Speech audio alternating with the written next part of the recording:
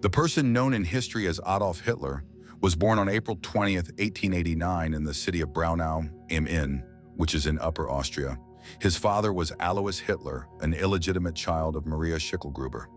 At the time of Adolf's birth, he was already over 50. As a German nationalist, Alois nevertheless remained a loyal patriot of the Austro-Hungarian Empire, even after the formation of the German Empire in 1871 under Prussian leadership, and without the participation of Austria-Hungary. For most of his life, he bore his mother's surname, Schicklgruber, before officially changing it. In the process of this change, his stepfather's surname, Hiedler, was mistakenly written in legal documents as Hitler. She married Alois in 1885 when she was only 24 and he was 47. Clara was described as a kind and pious woman, although, as we shall see, the atmosphere in the Hitler family was not conducive. There is a theory that Hitler may have had partial Jewish ancestry. His grandmother, Maria Anna Schicklgruber, was never married but gave birth to a child out of wedlock when she was already in her 40s and nearing the end of her reproductive years. This child was Hitler's father, Alois Hitler. The question is, who was the father of Alois, who conceived him with the unmarried Maria Anna? Many years later, in the early 1930s, a high-ranking Nazi official, the future governor of the Nazi General Governorate of Poland, Hans Frank, was tasked with investigating this matter. Although his official report contained nothing controversial, in private conversations he stated that he had found evidence indicating that Alois's father, Adolf's grandfather, could potentially have been Leopold Frankenberger, a member of the Jewish Frankenberger family in whose house Maria Anna worked as a cook for some time. Frank noted that the Frankenberger family subsequently paid for much of Alois's upbringing, suggesting that Leopold felt some responsibility for the child. Historians have generally viewed Frank's claims with some skepticism, although a DNA study in 2010 again suggested that Hitler may have had Jewish roots. Despite these points, there is still no definitive evidence to support this, and Hitler's possible Jewish ancestry remains a theory, albeit an interesting one. Adolf's early years were not easy. 3 of his older full siblings from Alois's marriage to Clara, Gustav, Ida, and Otto died in infancy in 1887 and 1888. Otto died just a few days after birth, and Gustav and Ida died of diphtheria a few weeks apart in December 1887 and January 1888. This meant that Adolf was Clara's oldest surviving child. She doted on him, and it has been suggested that part of Hitler's narcissism in later years stemmed from his relationship with his adoring mother. The same could not be said of his father. Alois Hitler was a strict, rude man. A heavy drinker, he spent a lot of time in local taverns. When he returned home, he showed no affection for his wife and young Adolf, as well as his other children. He regularly physically assaulted Clara and his children, and Adolf grew up in a tense and violent environment. There is also a growing consensus that Hitler developed menorchism in his youth, when his right testicle did not descend. This was previously thought to be an urban myth based on a British Army song sung during World War II, but a recent 2015 study based on a re-examination of a medical examination Hitler was forced to undergo when he was imprisoned in Bavaria in late 1923 claims that this is indeed the case. The Hitler's home was also an unstable place of residence during Adolf's youth. Alois continued to work as a senior customs official in the early 1890s. In 1892, he was transferred to the city of Passau, where he worked for another 2 years before being transferred again to Linz, one of the largest urban centers in Austria. By that time, Clara had just given birth to another child, a boy named Edmund, so she stayed in Passau for a while with Adolf, Edmund, Alois Jr., and Angela, the 2 older children from Alois's previous marriage to Franziska Matzelsberger. Shortly thereafter, Alois retired and used his savings and pension to buy a farm about 50 kilometers from Linz. Although the farm was relatively far from the city, Hitler felt an attraction to Linz. After Alois's attempts at farming failed, the family returned to Passau in the late 1890s. Here in 1900, Adolf's younger brother Edmund died, although by that time he already had a new younger sister, Paula Hitler. Born in 1896, she was one of the few members of the Hitler family to live a long life. Hitler did poorly in school in Linz, where he was sent, which greatly upset his father. However, Alois died in January 1903, ending his turbulent relationship with Adolf and other family members. In his late teens, Hitler left Linz in 1907 and went to Vienna, the capital of the vast Austro-Hungarian Empire. There he developed a great interest in the fine arts. This was an era of great vitality in European art, as Impressionism and Post-Impressionism still influenced artistic styles, and new movements such as Expressionism were also emerging. Hitler wanted to be a part of this and applied several times to study at the Vienna Academy of Fine Arts, but he was rejected. This disappointment was compounded by the loss of his loving mother, who died of breast cancer on December 21, 1907. Nevertheless, he continued to pursue his dream of becoming an artist. These hopes were overly ambitious. Hitler's watercolors and other works from the late 1900s and early 1910s show an artist of rather modest abilities. By 1909, Hitler's ambition to become an artist had led him to dire financial straits, as he had run out of the small amount of money he had received after the deaths of his parents in 1903 and 1907. He soon began to earn money as a handyman, and also managed to sell some of his watercolors, although they were not sold to galleries, but rather as functional items that people bought to decorate their homes with typical views of Viennese life. Eventually, he became homeless for a while, actually living for most of 1909 and 1910 as a vagrant, moving between homeless shelters in Vienna and men's hostels. This was an extremely unusual period for a man who would become the leader of a major European state and one of the most significant figures in modern history. There are very few other examples of a person simultaneously being a vagrant and a head of state. Indeed, the difficulties Hitler faced in Vienna between 1907 and 1913 were so great that many historians suggest that his later hatred of non-German groups developed precisely at this time, especially his embrace of the virulent anti-Semitism that was so prevalent in Europe in the late 19th and early 20th centuries. Hitler moved to Munich in the Bavarian region of southern Germany in May 1913, to a city where both his own future and the future of Nazism would be forged. A few months later, he was called up for military service in the Austro-Hungarian army, but he was exempted on medical grounds, a decision he later claimed he was pleased with, as he now considered Austria-Hungary to be non-German due to its multinational character. There was probably a significant amount of truth in this regarding his reason for avoiding military service in Austria-Hungary, because when World War I broke out in the last days of July and the first days of August 1914, Hitler quickly enlisted in the Bavarian divisions of the German Imperial Army. Like many other young Germans, Frenchmen, and Britons of the time, he was sent to the Western Front, to the trenches of Flanders and northeastern France.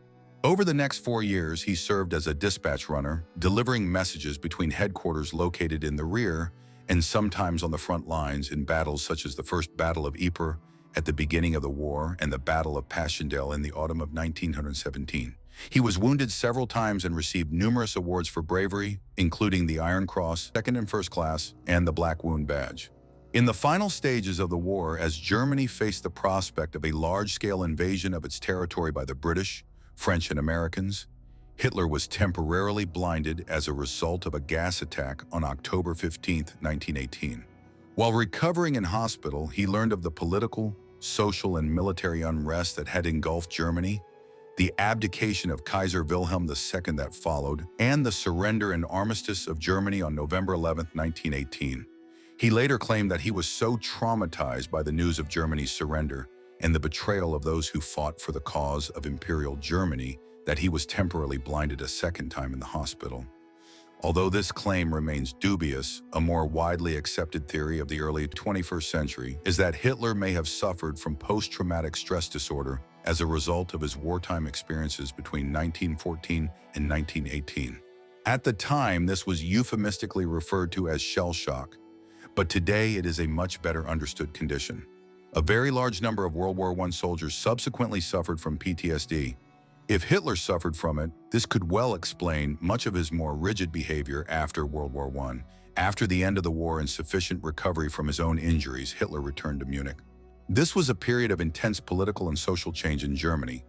The German Revolution was in full swing, with socialist groups trying to seize control of Berlin, Munich, and other cities following the example of the Russian Revolution of 1917, which brought the Bolshevik communists to power. Other right-wing groups were also forming in Germany to resist the socialists, many of whom were hired by the government as irregular Freikorps formations to try to restore law and order in the new German Republic. It was into this environment that Hitler returned to Bavaria and soon plunged into the turbulent political life of his adopted city.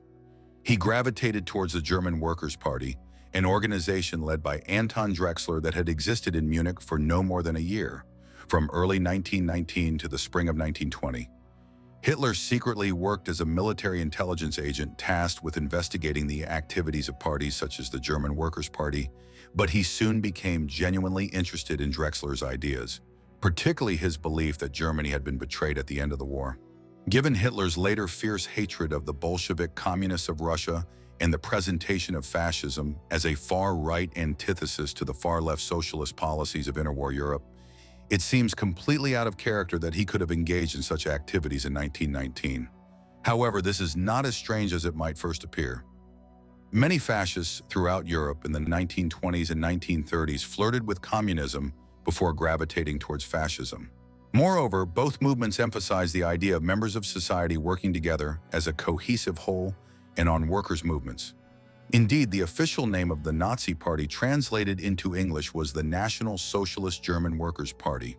Thus, the paradox of Hitler's flirtation with communism before moving to the far right is not as unusual as it might seem. The far right and the far left in interwar Europe had some common ground, despite the differences in their ideologies. After he began to adhere more firmly to Drexler's German Workers' Party, rather than the Bavarian Communists, Hitler's political ideology began to take clearer shape. Influenced by Drexler and Dietrich Eckart, another founding member of the Workers' Party, he began to adhere to an ultranationalist, anti-capitalist, anti-Marxist, and patriotic political ideology that was rooted in the pre-war Völkisch German nationalist folk tradition. It appealed to the medieval period, when the German people advanced eastward into Poland, the Baltic states, and other regions, converting the pagans living there to Christianity. Over time, this developed into the Nazi idea that Germany should acquire extensive living space, or Lebensraum, in Eastern Europe, where a new German empire, or Reich, would be established. He also developed a fierce opposition to the Treaty of Versailles. Hitler was also largely responsible during this period for the adoption of the swastika as the party emblem, which had been associated with Aryanism and the Völkisch movement long before World War I. It was in 1919 and 1920 that Hitler's existing anti-Semitism became much more extreme, with many people like him in post-war Germany beginning to associate the Jewish people with Germany's defeat in the war. As early as September 1919, he was writing to some of his new political associates in Munich in apocalyptic terms about the complete removal of the Jewish people from German society. To appeal to people who might briefly have been inclined to support the Bavarian Communist movement in 1919, the name of the German Workers' Party was changed in the spring of 1920 to the National Socialist German Workers' Party. It is from the German abbreviation of this name that the term Nazi originates. The black swastika on a red background now became firmly established as the party emblem. From its founding, Hitler, who was demobilized from the army around the same time, and thereafter devoted himself entirely to the Nazi movement, was one of its central figures. In the anarchic political environment of Munich in the early 1920s, he became a well-known speaker at political rallies, his energetic speeches attracting large crowds, sometimes more out of curiosity than a serious desire to join the Nazis. In the summer of 1921, he used a dispute over a proposed merger with the German Socialist Party, based in Nuremberg, as a means of bypassing his former mentor Drexler and becoming the new leader of the Nazis. The following 2 years, from 1921 to 1923, were important for the growth of the Nazi movement, although its popularity did not extend far beyond Munich and the wider region of Bavaria. It was also during this period that key members of the future Nazi government, such as Hermann Göring, Heinrich Himmler, Ernst Röhm, and Rudolf Hess, first joined the Nazi Party, the first time Hitler and the Nazis gained notoriety outside their immediate circle of political marginal groups in Munich and Bavaria was in the early winter of 1923. By that time, the crisis of the German Revolution and the hyperinflation that had devastated the German economy after the war had finally begun to subside as new currencies, the Rentenmark and the Reichsmark, were introduced. Hitler decided that the time had come to try to seize power through a military coup before the government fully stabilized the situation. On the night of November 8, 1923, he and approximately 600 members of the Nazi Sturmabteilung, or SA, seized control of one of Munich's largest beer halls and declared their intention to take control of the city and then the government of Bavaria. Their attempted coup was pathetic. Hitler delayed until the early hours of the 9th, and by the time wider Nazi units were called into action in various locations, several Bavarian officials who had managed to escape the beer hall the previous evening had alerted the authorities. The city police and security forces were ready to stop the Nazi march through the center of Munich the following morning. After a limited exchange of fire, the Nazi leaders effectively dispersed. The trial lasted 5 weeks. Hitler ultimately lost the legal proceedings and was found guilty of treason for organizing the attempted coup. But he emerged victorious from the trial in the sense that it brought him significant regional and even national press attention, allowing him to promote his views on German politics and society. He was sentenced to 5 years in prison, which he was to serve in Landsberg prison, but Hitler ultimately spent less than a year in prison, even including the time spent in custody during the trial. Moreover, the months he spent in Landsberg prison in 1924 shaped his political views. It was here that he decided that the Nazis would henceforth seek to use the parliamentary process to destroy the Weimar Republic from within. It was also here that he wrote most of his lengthy political testament, Mein Kampf, which means My Struggle. Today, it is easy to dismiss Hitler's political opus as simply an exposition of his racial views. This was certainly an important factor, but there were many other sections in this book, which ultimately became quite long, describing the use of new Nazi and German paramilitary formations to control the continent and ideas related to the acquisition of living space, or Lebensraum, in the East to create a vast new German empire in Europe. Hitler and many of his ideas in Mein Kampf were a byproduct of his belief in racial hierarchies, a trend prevalent in Europe in the late 19th and early 20th centuries that classified different racial or ethnic groups not through a religious lens, as had been the case in previous centuries, but through supposedly scientific arguments. This included everything from scientists collecting and measuring skulls to supposedly demonstrate that some racial groups had larger brains than others, to reinterpreting Charles Darwin's theories to argue that not only had humans evolved through natural selection, but that some racial groups, such as Germans, Britons, and other peoples of Europe, had evolved further than other human groups in places like America, Africa, and parts of Asia.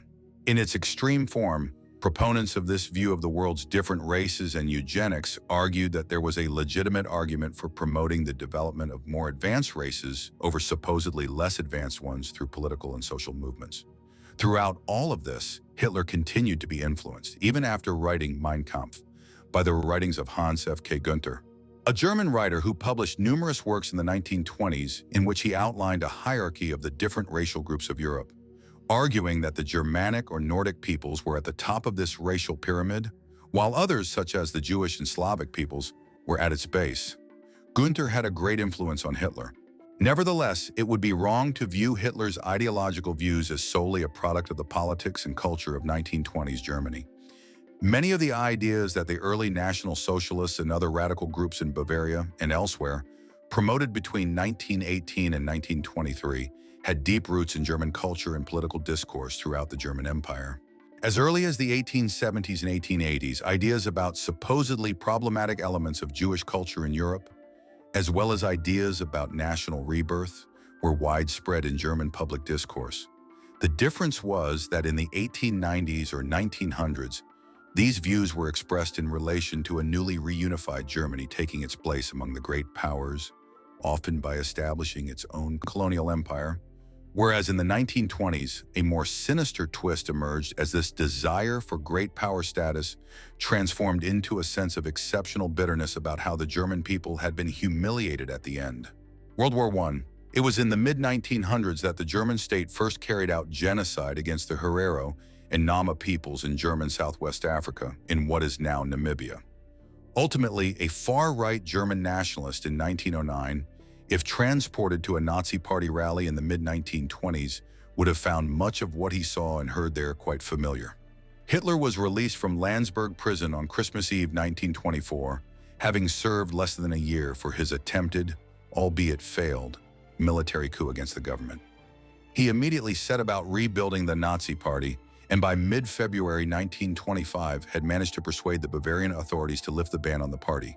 In this environment, Hitler and his allies now decided to try to achieve power in Germany through voting, rather than by force of arms. Indeed, Hitler only managed to secure the agreement of Heinrich Held, the head of the Bavarian regional government, to the restoration of the party after he promised that they would engage in democratic politics in the future. This is what the Nazis initially did. In the period from 1925 to 1929 was a time of rebuilding the party and trying to turn it into a national political force. He also had rivals for power in the 1920s, and none were more serious rivals than the Strasser brothers, Gregor and Otto. In yet another event pointing to the strange ways in which fascism and socialism intersected in interwar Europe, the Strassers represented the more left-wing element within the Nazi Party from 1925 onwards. They built up their support in the more northern branches of the party, while Hitler's main base of support was in Munich and southern Bavaria. In the 1928 Reichstag elections, just 810,000 people voted for them throughout Germany, meaning the party's number of representatives in the national parliament fell to 12 from the 14 that had been elected in 1925 when they ran under the moniker of the National Socialist Freedom Movement, while the Nazi Party itself was still banned. After he secured his grip on the leadership, Hitler effectively began running the Nazi Party like a mob boss. The Nazis were primarily based out of Munich, though with branches in other cities to the north, much like the Italian-American Mafia, expanded westwards from New York and Chicago in the interwar period. While they were engaged in parliamentary democracy in their new iteration from 1925 onwards, they were still steeped in illicit activity, their paramilitary wings like the SA and SS using violence and intimidation to further the party's interests, while the proceeds of crime were often used to fund the party machinery. Individuals met with Hitler in various locations around Munich and were handed out orders on how to promote the Nazi mission. There were few of the democratic inner workings one would expect of a normal political party with votes on key matters and appointments. Instead, Hitler dispensed patronage like a mafia don, while members of crews were put in place to run Nazi operations in various districts, towns, and cities. This methodology would continue long after Hitler's ascent to power, and eminent historians of the Third Reich have noted the manner in which the Nazis in power operated as a series of interpersonal relationships between Hitler and leading ministers and officials.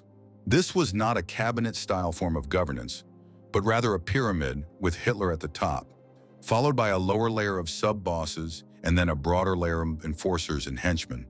Soon a fourth layer would be added in the shape of the German people in much the same way as entire communities can become the subjects of criminal organizations, where they become extremely powerful. There was often scandal thrown into the mix within Nazi circles in Munich in the late 1920s and into the early 1930s. Some members engaged in activities which were deemed to be sexually or socially deviant by the standards of the time. Indeed, the Nazis seemed to continuously attract eccentrics and social outcasts during the 1920s, and social gatherings of party members were often peculiar affairs. Hitler was not above attracting scandal himself. In 1925, his 17-year-old half-niece, Geli Raubal, a daughter of Hitler's half-sister Angela, moved with her mother to Bavaria, Angela's husband having died many years earlier. There they were in regular contact with Adolf, and eventually, Angela became a housekeeper to her half-brother, and she and Geli moved into his home.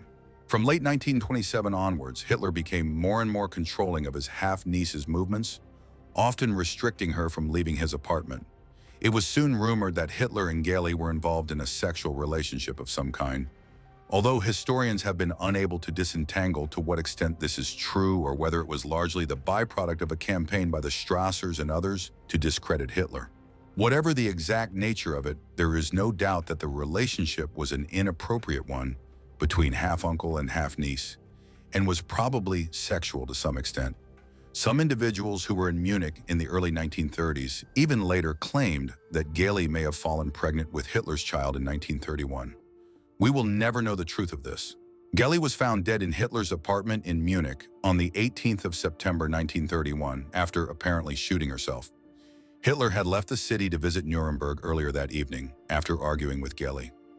After her death, Hitler became profoundly depressed and later allegedly claimed that she was the only woman he ever loved.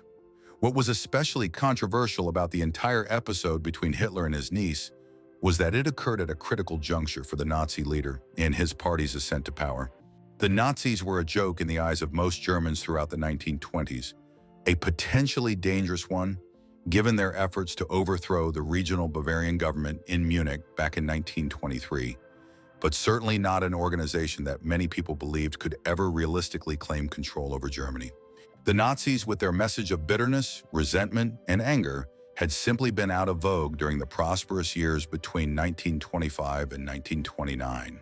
Now, in the early 1930s, they captured the zeitgeist of a changed Germany experiencing a fresh crisis.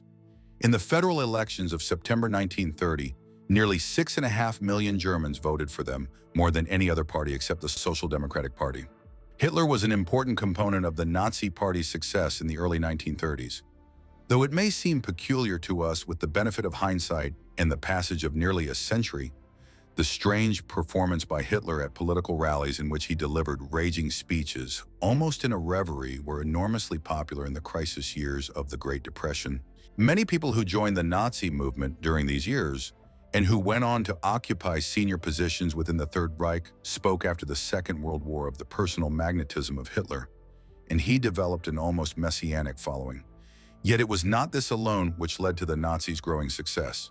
It was the bitterness of the German people, combined with an immensely effective propaganda and marketing campaign overseen by figures like Joseph Goebbels, the Nazi propaganda czar. As energetic as Hitler's campaigning and leadership was in 1931 and 1932, it could not bring him to the top of the state. Despite their enormous popularity in a fractured political landscape, the best result that the Nazis ever came out of a Reichstag election with was in July 1932. On that occasion, they won over 37% of the vote, with nearly 2 out of every 5 Germans who voted indicating their support for the peculiar Austrian and his bunch of strange adherents from Bavaria. This made them the largest party in the Reichstag by quite some margin, but with none of the other parties willing to countenance offering them sufficient support to form a working coalition government, Hitler was left on the sidelines proclaiming his utter unwillingness to enter government unless he was made Chancellor of Germany. It was only in January 1933, after emergency meetings between the heads of the centrist parties and the leaders of big business in Germany, that an agreement was reached whereby a coalition government would be formed with Hitler as Chancellor. They thought they could contain him. How wrong they were.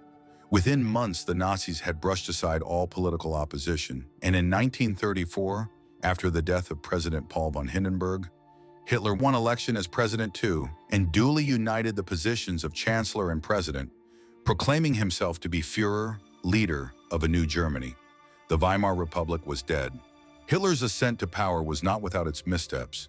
In Mein Kampf years earlier, he had written at length about the need for a paramilitary force known as stormtroopers and their employment to foment the coming Nazi revolution. Now in 1933, he found himself having attained the highest position in Germany, yet he faced a threat to his power within Nazism from Ernst Röhm, the head of the Stormtroopers, or Sturmabteilung Nazi paramilitary organization, better known simply as the SA. By the end of 1933, the SA had more than 3 million members and continued to grow, with some speculating that the much smaller Reichswehr, the very small national army that the Weimar Republic had been allowed to retain under the terms of the Treaty of Versailles, would soon be absorbed into the SA, and that Röhm would become head of the German armed forces and a threat to Hitler in the process. And Röhm displayed all the characteristics of a person who felt he was a rival to Hitler. Hitler and his closest allies acted on the 30th of June 1934, launching a series of attacks across Germany, which lasted into the 1st and 2nd of July. The key goals were the elimination of Röhm and the other heads of the SA, but the Night of the Long Knives, as it became known, was also a means for Hitler to settle scores with all manner of perceived enemies and rivals. These included the murder of Gregor Strasser and several officials involved in foiling the Munich Putsch a decade earlier. It was all a sign of how ruthless the Führer could be after acquiring power. When Hitler secured power in 1933 and 1934, he did so with the goal of quickly revitalizing Germany's economic, social, political, and military fortunes, all with the goal of initiating a new European war that would overturn much of the rest of the First World War and make Germany the dominant power on the continent. This is often depicted as a war of revenge against Britain and France, but it was more complex than this. Certainly Hitler wanted to reverse the humiliation of the Treaty of Versailles, but his primary purpose in instigating a new war was ideological, aiming to acquire vast new territories to the east of Germany, where the new German Third Reich would primarily be an empire stretching from the River Rhine to the Ural Mountains. He was in little doubt that this would probably necessitate a conflict with Britain and France, and that it would be best to neutralize France on Germany's western border to the greatest extent possible. With all this in mind, Hitler began taking steps immediately to bolster the German armed forces, and from 1935 onwards, Germany was openly rearming in breach of the Treaty of Versailles. One of the first major moves of the new regime was to begin acting on the anti-Jewish views Hitler had put forward in Mein Kampf years earlier, and which he continued to articulate in his speeches and political rhetoric thereafter. On the 1st of April 1933, just over a week after the passage of the Enabling Act that allowed Hitler and the Nazis to rule by decree, a national boycott of Jewish businesses was decreed. While in mid-May, Nazi book burnings targeted works by Jewish authors in particular. In 1935, Hitler did briefly criticize random attacks by the SA and other Nazi paramilitary groups against individual German Jews, but this was not born out of any sympathy, rather a desire to ensure that the state's anti-Semitism was coordinated. Thus, at a special meeting of the German Reichstag at Nuremberg in September of that year, Hitler instructed several Nazi government ministers and officials to begin drawing up the Nuremberg Laws, a series of pieces of legislation which effectively moved to make second-class citizens out of Germany's Jews, forbidding marriage and intercourse between Jews and non-Jews in Germany, as well as targeting Jewish businesses and banning Jewish people from employing Germans of a certain age and gender. The Nuremberg Laws were only imposed in a piecemeal fashion for a time, but once the Summer Olympics had been held in Berlin in 1936, Hitler ordered them to be stringently imposed. The Kristallnacht, or Night of the Broken Glass, in which thousands of Jewish homes, businesses, and synagogues were attacked, and hundreds of Jews were arrested, with many being killed, followed on the night of the 9th of November 1938 as the Nazi drift towards the Holocaust gathered pace.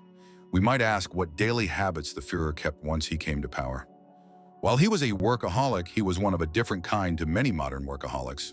For instance, he often did not rise until 10 a.m. or 11 a.m., or depending on his schedule, sometimes close to midday. Conversely, he would work long into the night, with some who knew his habits in Berlin and the Wolf's Lair in later years, attesting to the fact that he regularly stayed up until 3 a.m. or 4 a.m. working. An animal lover, he kept numerous dogs over the years, of which his German shepherds, Blonde and Blondie, were the most well-known.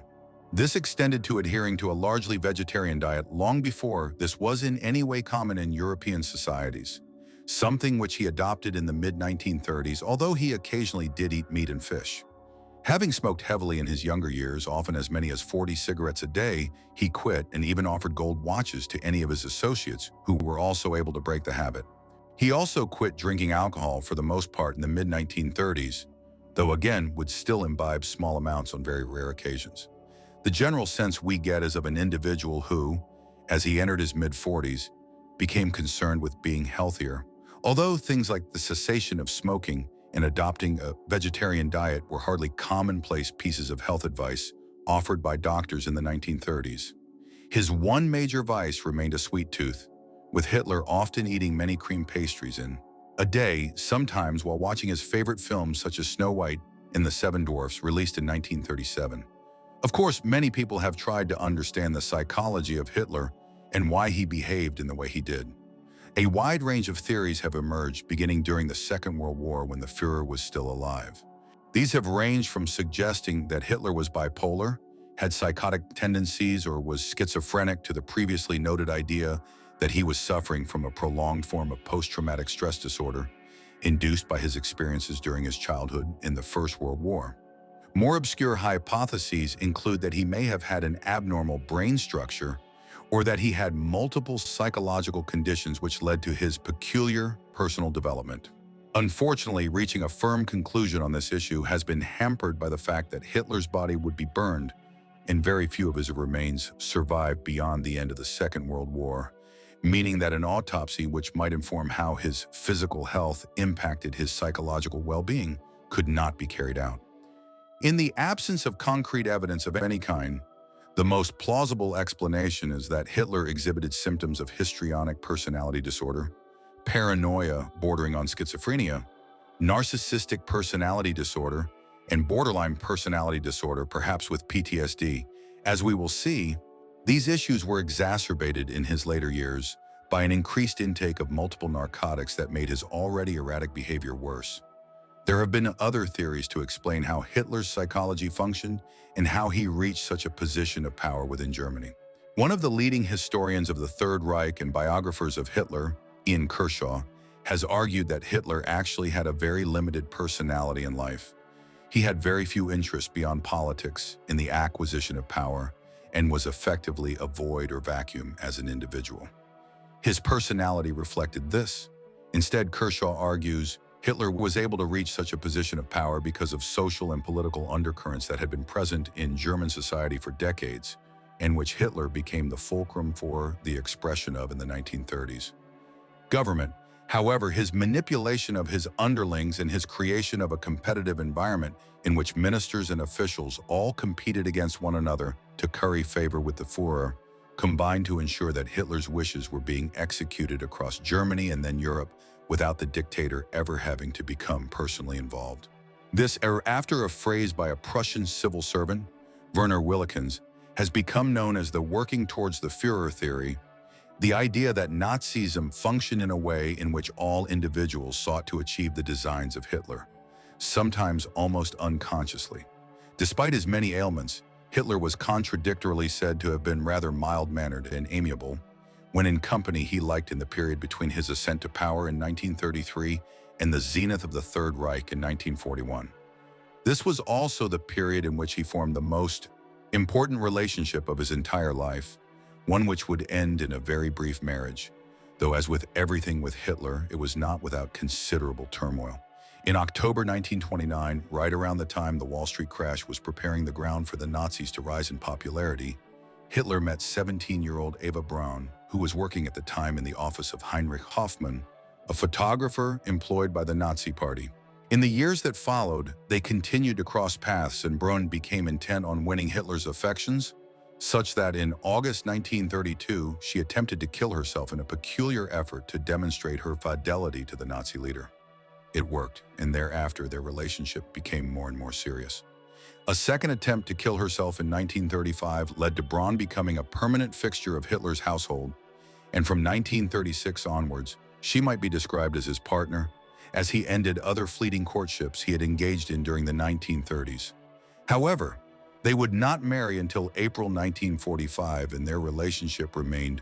London and Paris, like Stanley Baldwin, Neville Chamberlain, and Léon Blum, simply did not respond to the growing threat posed by the Nazis.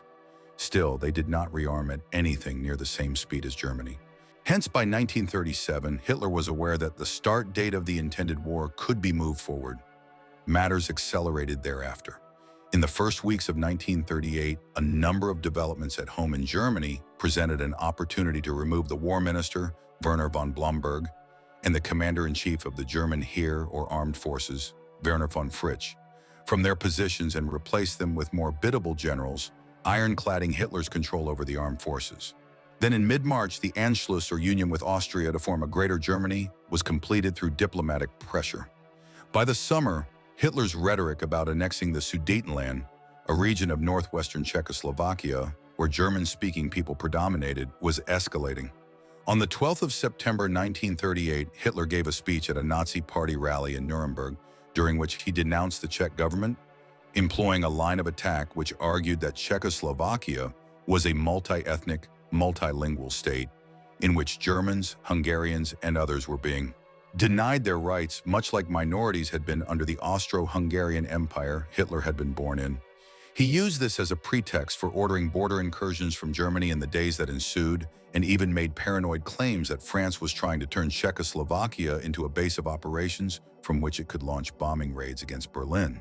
In response, the British Prime Minister, Neville Chamberlain, requested a meeting with Hitler, an initiative which culminated in the famous meeting in Munich at the end of September where, after deliberating with Hitler, the French Prime Minister, Édouard Daladier, and the Italian fascist dictator, Benito Mussolini, Chamberlain emerged claiming that there would be a peaceful resolution of the dispute.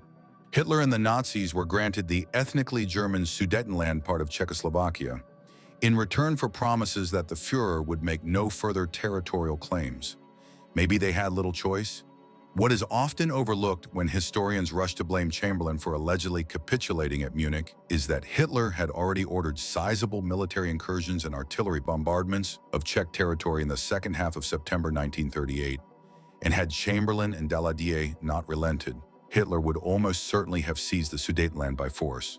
He was not bluffing in the autumn of 1938. In retrospect, many people might wonder why the leaders of Britain, France, and other nations placated or appeased Hitler and the Nazis for as long as they did in the 1930s. Firstly, in assessing any historical situation like this, one needs to be wary of reading events backward, looking at the actions of the Nazis during the Second World War and assuming that statesmen like Chamberlain and Daladier should have predicted what would happen years later. They cannot have expected the horrors of the death.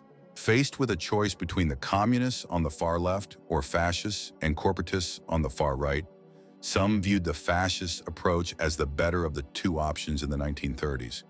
It is for this reason that we find individuals like the former British Prime Minister, David Lloyd George, and a great many other prominent British people visiting Germany between 1935 and 1938 and forming a positive view of the economic revival that the Nazis had overseen and how it had staved off the rise of the communists in the country.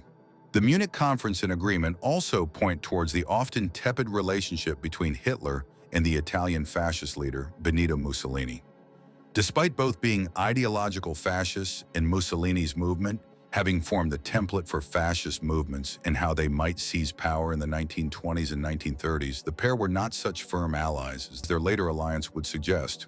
At Munich, Mussolini, who was uneasy about Germany's advance to the Alps and the Italian border, was wary of Hitler and demanded some limited Austrian land concessions to the east of Venice as the cost of his acceptance of the German acquisition of the Sudetenland.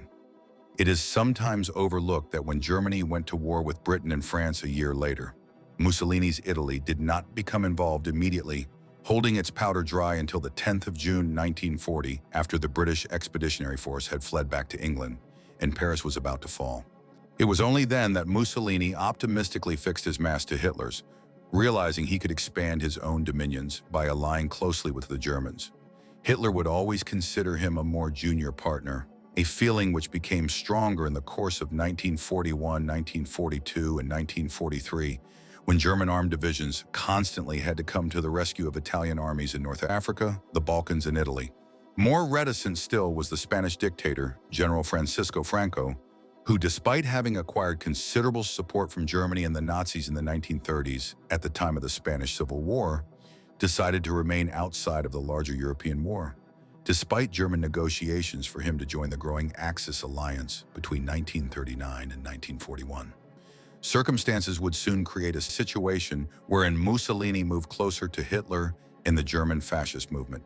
The Munich Agreement was almost dead on arrival, and no sooner had Hitler overseen the annexation of the Sudetenland than he began preparing for the fuller conquest of Czechoslovakia.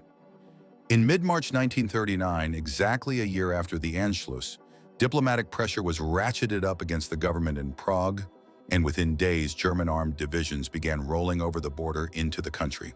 The conquest of it was completed when the Czech government agreed to annexation on the basis that it would be given considerable autonomy within the growing Third Reich.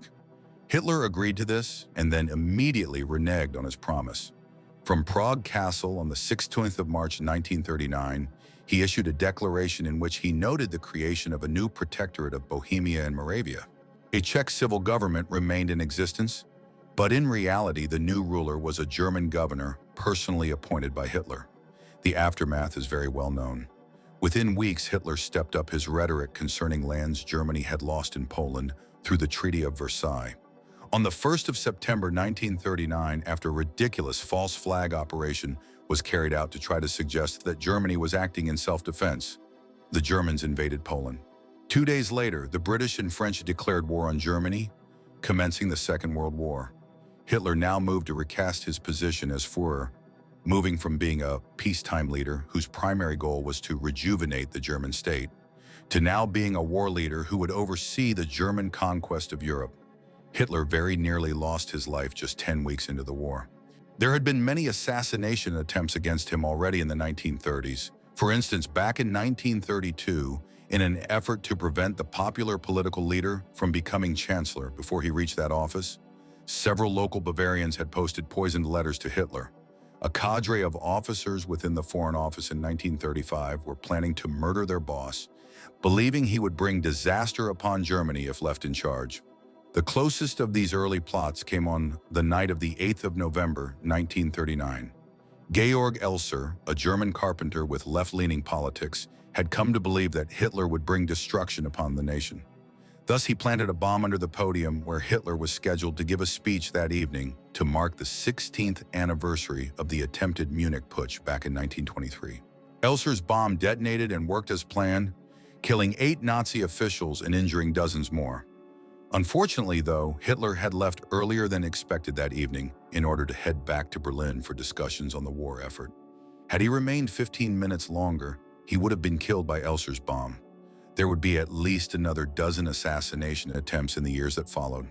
While Elser had failed to assassinate Hitler in November 1939, the Nazis were otherwise hard at work preparing to visit death on much of the continent. After the outbreak of the Second World War, Poland had been quickly overrun and conquered in a 6-week campaign in September and early October. After their swift conquest, attention turned westwards, and a month later the German Wehrmacht attacked 3 further neutral nations, Belgium, the Netherlands, and Luxembourg, before finally heading into the cauldron of the First World War, northeastern France. There would be no slow, lethargic campaign like the trench warfare Hitler had seen here a quarter of a century earlier. The German army won a devastating victory over the French in little more than 6 weeks, entering Paris on the 14th of June, 1940. The Battle of Britain followed soon after, with the Germans intending to pummel the British into submission by cutting off their supplies at sea and bombing their cities into oblivion from the air. Throughout this period, there were concerted negotiations between a peace party in England and the German government to organize a negotiated peace between Britain and the Nazi regime. However, once Winston Churchill became Prime Minister of Britain, a figure who had been warning of the dangers of Hitler and the Nazis for many years, there was a much more limited possibility of a rapprochement between Britain and Germany. And yet Hitler continued to believe that there might be. It was here that we see how his ideological views could severely skew his judgment when it came to strategic matters. In the course of the autumn, winter, and spring of 1940 and 1941, the German blitz and blockade of Britain inflicted grave damage on the only major country standing against the Nazis at that point. Had he continued to pursue the campaign against the British, Hitler might have managed to damage public confidence in the war effort to such an extent in Britain that Churchill was in turn forced out, paving the way for a recommencement of concerted peace negotiations. Instead, he decided before long to abandon the Battle of Britain and turn his attentions and Germany's resources eastwards to invade the Soviet Union, the ideological enemy of Nazism, but a state which Germany was at peace with until they invaded the USSR in June 1941.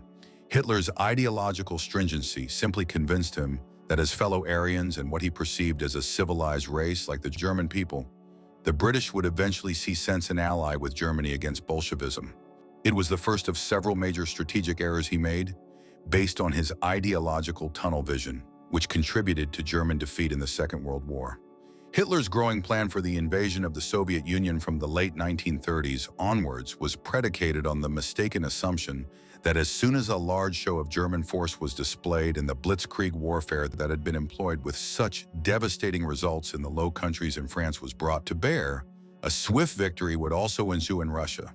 He was closely involved in the organization and planning of Operation Barbarossa, the code name for the operation derived from the name of the famous high medieval German emperor who had done much to extend Christianity and German power into the pagan east of Europe. Hitler made a major mistake in all of this. Firstly, he failed to take sufficient stock of the extent of land involved in trying to capture Leningrad, Moscow, Stalingrad, and numerous other cities east as far as Arkhangelsk and Astrakhan. Secondly, he didn't account for the fact that the Red Army could suffer catastrophic losses of hundreds of thousands of men at a time in July, August, September, and October 1941, which it did, and still be able to put forward sustained resistance outside Moscow and Leningrad when the worst of the winter struck. Hitler, it seems, had also failed to fully learn from Napoleon's invasion of Russia in 1812 when the Tsar had simply ordered the abandonment of Moscow and the devastation of the countryside to deprive the French of vital resources. Hitler was critical to the planning and execution of Operation Barbarossa and was one of the main driving forces behind the decision to abandon the Battle of Britain and attack the Soviet Union, though it should be noted that most of the generals of the Wehrmacht were in agreement with the plan. Some expressed reservations about elements of the strategy that Hitler wanted to employ, but nearly all were agreed that victory would follow. Many of the leading German commanders in 1941, it must be remembered, were veterans of the First World War who had experienced Germany's massive victories over the Russian Empire at that time. As such, it is something of a myth that Hitler pursued Operation Barbarossa in the face of opposition from many senior German commanders. This would be a war of unbridled violence, with Field Marshal Wilhelm Keitel issuing the Barbarossa Decree to the German High Command on the 13th of May 1941, 6 weeks before the invasion began, on Hitler's orders, an injunction which effectively called for a war of extermination and would later be shown as clear evidence at the Nuremberg trials of the manner in which the German war had been criminal in basic intents. However, the blitzkrieg here was unlike what had been seen in France and the Low Countries a year earlier. Eventually, in the course of September and October, Hitler's forces began to run out of energy and met with stiffer resistance. Ultimately, they would stop short of seizing Moscow and Leningrad that winter, and the war on the Eastern Front would turn into a war of attrition. They finally met concerted Russian resistance outside the two cities, while the German lines were stretched, their men tired and their tanks running short on fuel and other vital supplies. Then to compound matters, it turned out that they had not been issued with adequate winter clothes as the worst of the Russian winter set in, causing hundreds of thousands of German men to become injured or immobilized through frostbite, or even to die, with many losing fingers, toes, or worse. There is no doubt that Hitler's ideological sense that the tough German warrior would simply persevere through the cold was an incredibly stupid decision in not providing sufficient winter clothing for the Germans on the front line.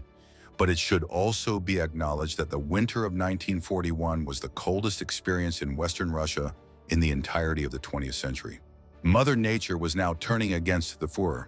The final months of 1941 were the critical period in the war. Had things developed differently on two different fronts, the conflict in modern world history might have ended very differently. Hitler's plan had been to secure Moscow and Leningrad, then launch a pincer movement southwards to secure the Caucasus oil fields. Simultaneously, the German Afrika Korps under Erwin Rommel was making good headway in pushing the British and their Commonwealth allies eastwards from the western desert towards the River Nile. Their goal was to capture Cairo and then the Suez Canal, following which the Axis forces in North Africa would have been able to proceed into the Middle East and ultimately join up with the Germans emerging south through the Caucasus. Other powers like Turkey in the region would then have fallen into line with Hitler's plans, leaving the Führer victorious in the war. Robbed of its own oil supplies from the Middle East and largely cut off from the British Raj and its Commonwealth allies like Australia and New Zealand, Britain would have had little option but to come to terms with the Nazis, and the war could have ended in a Nazi victory. This is the counterfactual of how Hitler could have emerged victorious. It all hinged on those few crucial months in late 1941, but as we will see, things played out very differently to what the Nazi dictator had planned. For 3 years after the invasion of the Soviet Union, and down to when it all started to turn very severely against Germany, Hitler made his base at the Wolfschanze, or Wolf's Lair, a major military bunker and headquarters which he ordered the construction of near the village of Görlitz, now Gierwosch, in northeastern Poland, near the Kaliningrad Oblast today. Here he was close enough to the front lines to be able to receive news of developments on the fronts near Moscow and other cities quickly, and commanders at places like Leningrad and Stalingrad could be flown in to meet directly with the Führer. Located in the Masurian woods in East Prussia, the stronghold was an enormous bunker and fortress, with walls that were 2 meters thick and made from reinforced concrete. The building was also heavily camouflaged to avoid it being bombed from the skies. The Wolf's Lair was divided up into different security zones, with Hitler and his closest aides operating in Zone 1, several cabinet members sharing offices in Zone 2, and so on and so forth. The surroundings here were not salubrious and had none of the pomp and splendor one would usually associate with the rulers of such a vast empire as the Third Reich. Here, Hitler began each day by doing some light work before taking his dogs for a walk and returning to his desk. Meals were often communal. Over time, as the war effort soured, the atmosphere here became more tense, certainly not celebratory in the manner which prevailed a year earlier, as the Third Reich expanded ever further east. It was during his first months at the Wolf's Lair that the Nazis adopted what came to be known as the final solution towards the Jewish population of the expanding Third Reich. After the Nuremberg Laws and the Kristallnacht of the 1930s, thoughts had turned in 1939 to how the Jewish population of Europe would be approached by the Nazis, an issue which grew in importance following the conquest of Poland, where some 3.5 million Jews lived at the time. Numerous strategies were developed in the months that followed. Firstly, the Jews of Poland were corralled into ghettos in cities like Warsaw and Krakow, where they were stripped of their rights and made to subsist on starvation rations. In tandem, a more comprehensive set of proposals was devised which envisaged the mass deportation of the Jews of Europe from the continent, with the most outlandish scheme being to send them en masse to the East African island of Madagascar once the Suez Canal was captured. However, eventually, as German successes in the war mounted and the fear of any future recriminations for their actions dissipated, the Nazi higher-ups decided that the genocide of Europe's Jewish people would be initiated. Thus, as Operation Barbarossa began, the Einsatzgruppen death squads traveled in the rear of the Wehrmacht, murdering hundreds of thousands of Jews in places like Ukraine and Belarus in the second half of 1941. Soon, specially designed trucks into which poisonous gas was filtered to mass murder people were being used on the Eastern Front. It wasn't too much of a leap from there to concluding that the Jews of Europe could be transported to a number of concentration camps in Poland, of the kind which the Nazis had been using as makeshift prisons in Germany since the mid-1930s, where gas would also be used to mass murder the continent's Jewish people. Thus did the final solution develop between 1939 and 1941. The Holocaust began after a conference at the suburb of Wannsee outside Berlin on the 20th of January 1942, held to alert senior Nazi officials to the new strategy. The role of Hitler in the development and implementation of the final solution has been debated for decades. A form of Holocaust denial has emerged which claims that Hitler was not actually involved in the decision and that it was effectively orchestrated by the SS paramilitary group and the leaders of it, like Heinrich Himmler and Reinhard Heydrich, the latter of whom oversaw the Wannsee Conference. This is a spurious argument. While it was indeed the SS who oversaw the concentration camp system and hence the management of the 6 death camps, Auschwitz-Birkenau, Treblinka, Sobibor, Chelmno, Majdanek, and Belzec, this does not constitute evidence of any kind for the SS going rogue and acting without the authorization of the Führer. Indeed, we find Hitler in December 1941 authorizing the final solution during a meeting with Himmler. Thereafter, he left Himmler and the SS to carry it out in collaboration with the Gestapo and other entities in much the same way that he delegated things like the governance of countries like the Netherlands and Norway to imperial governors, or would eventually place ministers like Joseph Goebbels and Albert Speer in charge of running the war economy in Germany itself. Instead, Hitler focused his attentions on the war effort, and in particular, the campaign against the Soviet Union. The fact that he never visited the death camps means little. The decision to murder approximately 6 million of Europe's Jews, along with numerous other minority groups such as the Roma and Sinti, ultimately lay with Hitler. The decision by the Nazis to initiate the final solution and to engage in ever more extreme programs of racial mass murder was indicative of their growing confidence in 1940 and 1941 that they would soon dominate all of Europe and would never be held to account for their actions. But even by the time a cadre of senior Nazi bureaucrats were meeting at Wannsee on the 20th of January 1942 to discuss the practical application of the final solution across the Third Reich, the situation had changed on the Eastern Front, in a manner which would ultimately spell disaster for the Nazi cause. Here the Germans had failed to gain a complete victory over a foe in a matter of 6 or 7 weeks. That would have been entirely expected in a nation the size of the Soviet Union. But when the Germans failed to take Leningrad and Moscow before the winter set in, and then Russian resistance was galvanized into late 1941 and early 1942, Hitler and his generals would have been aware that this was a major setback.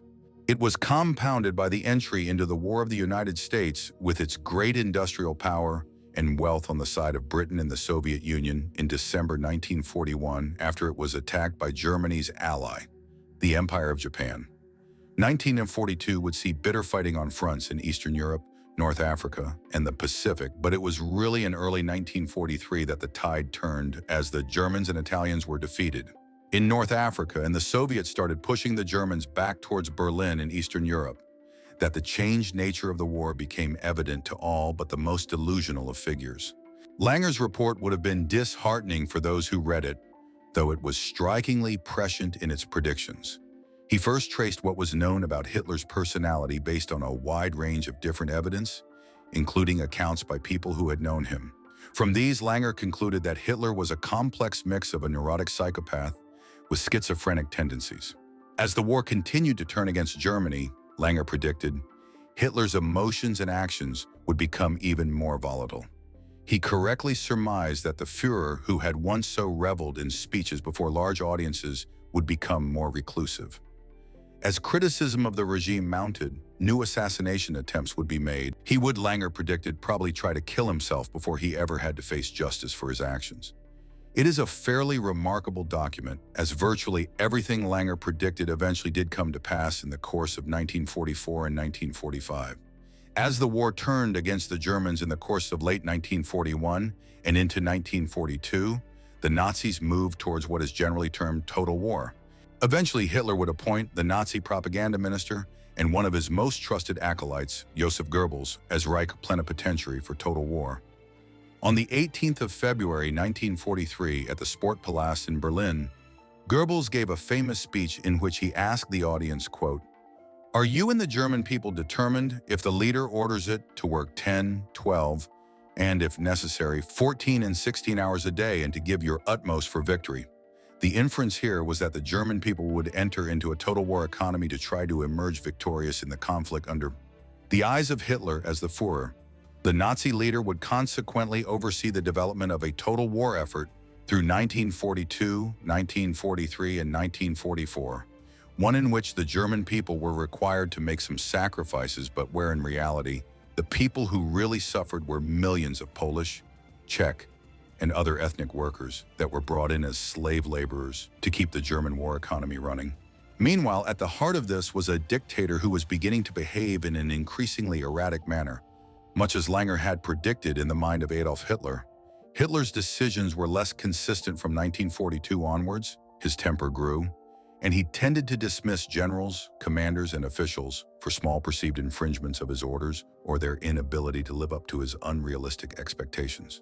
By 1944, Hitler was a very different figure to the one who had ruled Germany for much of the decade between 1933 down to 1942, when the war effort had clearly started to go wrong.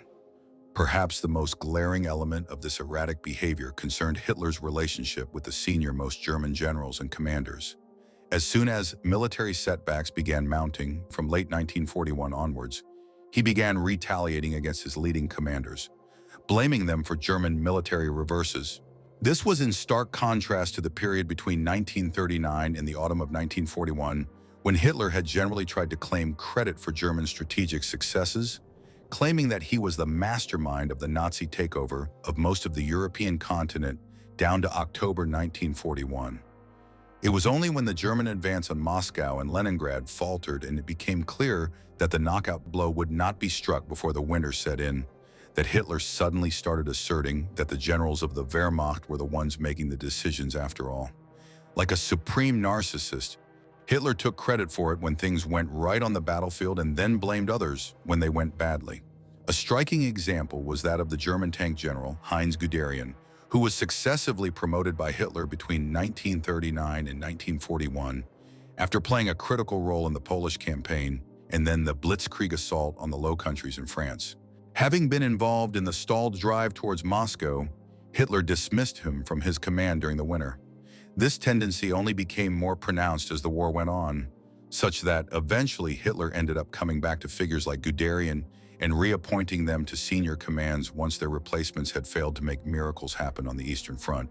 Powerless to hold firm and secure the city instead of attempting a breakout which might rescue the remnants of the Sixth Army. In the end, the Führer's attitude of no surrender led to the destruction of most of the German forces and the capture of the remnants of Paulus' army in late January and early February 1943. In the end, the Germans lost over 500,000 men, a cripplingly high figure given the numerical inferiority of the Germans and their Axis allies to the Soviets. Hitler was responsible for this. In other ways, Hitler's strategic decisions were poor, though not quite as strikingly as those made with the Battle of Stalingrad. For instance, the series of massive fortifications and defensive points which Hitler ordered the construction of all along the coast of France, the Low Countries, Western Denmark, and Norway, through Führer Directive No. 40 on the 23rd of March 1942, and what became known as the Atlantic Wall, was semi-successful insofar as it did make the Allies think very hard about how they would launch an amphibious assault on Western Europe in the summer of 1944. Similarly, the decision to take over the Italian armed forces and territories in September 1943, when it became clear that the fascist government in Rome was about to switch sides and join the Allies after they invaded southern Italy, stalled the Allied advance in the Mediterranean. But all of these measures point towards an awareness of the futility of the war effort after a certain point. Issuing commands to build a giant series of defenses across the Atlantic coast of Europe indicates that Hitler realized the strategic situation had changed immensely over the winter of 1941. Yet surrender or a negotiated peace of any kind was never countenanced by the Führer. He transformed Germany into a death cult in the process. As the war shifted in this way, Hitler was becoming an increasingly frail individual. Some of this was the result of the most serious assassination attempt he faced during his entire reign as the Nazi dictator, one which again fulfilled part of Langer's predictions in the mind of Adolf Hitler. On the 20th of July 1944, a cohort of German army officers led by Friedrich Olbricht and Klaus von Stauffenberg conspired to leave a briefcase full of explosives in a conference room in the Wolf's Lair during a meeting Hitler was chairing there. They then initiated an attempted coup, but unbeknownst to them, the briefcase had been placed in such a way that Hitler did not suffer the full impact of the explosion and survived. The plotters were rounded up in the hours and days that followed, and Hitler ordered the Gestapo to oversee a ruthless policy of eliminating anyone who was connected to the plotters in the slightest manner. However, the Führer had not escaped unharmed. The conference table shielded him from the worst impact of the blast, but he suffered a perforated eardrum and numerous other injuries.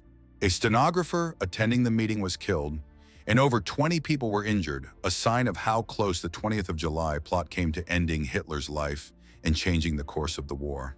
The injuries which Hitler sustained in the 20th of July plot added to his many health issues by the closing year of the war. There has been much recent study of his conditions by historians. These have concluded that he was variously suffering from physical ailments, such as the damage to his hearing and wounds from the blast, as well as many other potential afflictions, including things like Parkinson's, syphilis, Huntington's disease, and severe stomach and bowel problems. Some of these theories would explain how his hands developed serious tremors and shakes in his final years and other afflictions of that kind. What then compounded the problem was that Hitler employed an experimental physician, Dr. Theodor Morell, a figure who began flooding Hitler's system with a growing cocktail of narcotics and bizarre potions to treat his many ailments and allow him to continue functioning as Germany's ruler and war leader. Some of these were rather benign, if somewhat strange, including large concentrations of injected vitamins and things like pig's liver extract. However, others were potent narcotics. By the final stages of the war, Hitler was a drug addict by many modern definitions of the condition, essentially being brought up and down by Morell's injections, depending on whether he needed to be active or needed to sleep. He cut a frail and ill figure in the Wolf's Lair and the Berlin bunker in 1944 and 1945, one very different from the energetic Führer of the 1930s. By the late autumn of 1944, the Allies were advancing in Europe on all fronts. The Western Allies had opened Western fronts in France and were massing in Eastern France and the Low Countries for a winter offensive towards the Rhineland, while the Soviets were liberating Western Ukraine, Poland, and parts of the Balkans and the Baltic States region. Accordingly, the decision now needed to be made to abandon the Wolf's Lair and retreat back to Berlin for the final defense of Germany. This occurred on Monday, the 20th of November, 1944, by which time the Soviet advanced divisions were just 15 kilometers away. Thereafter, Hitler would make his new base of operations out of the Reich Chancellery in central Berlin, eventually withdrawing to the bunker there when the city came under threat. This was the final act of the war. By the first weeks of 1945, the US, British, and other Western allies began advancing into the Rhineland, while the Soviets entered eastern Germany and began the encirclement of Berlin. From the capital of the Thousand-Year Reich that Hitler had proclaimed the creation of just a few years earlier, the Führer now began overseeing the final months of its existence just 12 years after he came to power. By the spring of 1945, a huge proportion of German men of a suitable fighting age in their 20s, 30s, and 40s had been killed, wounded, or otherwise incapacitated by the war. Hitler consequently ordered the conscription of men in their 50s and 60s, along with teenage boys, to defend the capital in the futile last stand. He also sent out directives for commanders and officials to initiate a policy of scorched earth, whereby anything that the advancing Allied armies might use, be it food, livestock, petroleum, or other resources, was to be destroyed rather than allowing it to fall into the hands of the enemy. Even some of the most ardent Nazi officials chose not to implement this policy. Meanwhile, other ministers such as Himmler began to secretly explore the possibility of a last-minute surrender to the Western Allies instead of the Soviets. As all of this occurred, Hitler met with many of his ministers and commanders through February, March, and April 1945, often dismissing them from their positions over perceived failures, blaming everyone other than himself for the destruction now being wrought on Germany. After weeks of fighting in and around the city, the battle for the center of Berlin commenced on the 16th of April, 1945. 4 days later, Hitler made his last appearance above ground in order to fasten some badges to the jackets of teenage soldiers who he was ordering to be sent out to fight the Soviets. Thereafter, he withdrew underground to the Reich Chancellery bunker in the center of the city. On the same day that he withdrew into the bunker for the final time, Hitler angrily dismissed Dr. Theodor Morell from attending him as his physician. He continued to take some of the medications that Morell had prescribed over the years, but some were simply no longer available, and so it is actually more than plausible that in his final days, Hitler was experiencing some withdrawal symptoms as the flow of opiates and other narcotics into his system declined. It was a strange end to the Third Reich. As Hitler, Eva Braun, the Goebbels family, and other close adherents conversed in the bunker, fighting raged in the city around them, while upstairs from the bunker, many Nazi officials and commanders engaged in drunken revelry, aware that prison or death awaited them now. On the 29th of April 1945, Hitler completed his last will, or what he called Mein politisches Testament, my political testament. It was an utterly brief document when one considers how verbose and extensive a work like Mein Kampf had been 20 years earlier. It made some brief allocations of his personal effects, with the Führer requesting that his artwork should be sent to be displayed in Linz in Austria, where he had spent much of his earliest years, while other things, which he had acquired over the years, were to be given to the Nazi Party and the German people, with his secretary, Martin Bormann, who almost certainly died just 4 days later, being charged with distributing his possessions. Then there were provisions made for the succession, and a cabinet reshuffle in line with who had fallen out of or gained Hitler's favor in the last weeks of the conflict. The long-standing heir designate as leader of the Third Reich, Hermann Göring, was declared to be a traitor and expelled from the party, along with Himmler. Goebbels was appointed as Hitler's successor instead in the office of Chancellor, while Karl Dönitz, the head of the German Navy, was chosen to be the next president of Germany. Thus, the position of Führer would cease upon Hitler's death, and the powers of Chancellor and President would be devolved to two individuals once again, as it had been prior to 1934. The will was significant insofar as Dönitz would become the head of the government, which came into being in the town of Flensburg on the German-Danish border just days later, and which would surrender to the Allies. Once the last will and testament was completed, Hitler began preparing to take his own life, along with Eva Braun, whom he had married not long after midnight on the 29th of April. He also learned that day that his Italian ally, Benito Mussolini, had been killed in northern Italy. Although Hitler had been provided with cyanide pills in order to end his life, in the end, he shot himself in the temple in the afternoon of the 30th of April. He was 56 years of age at the time.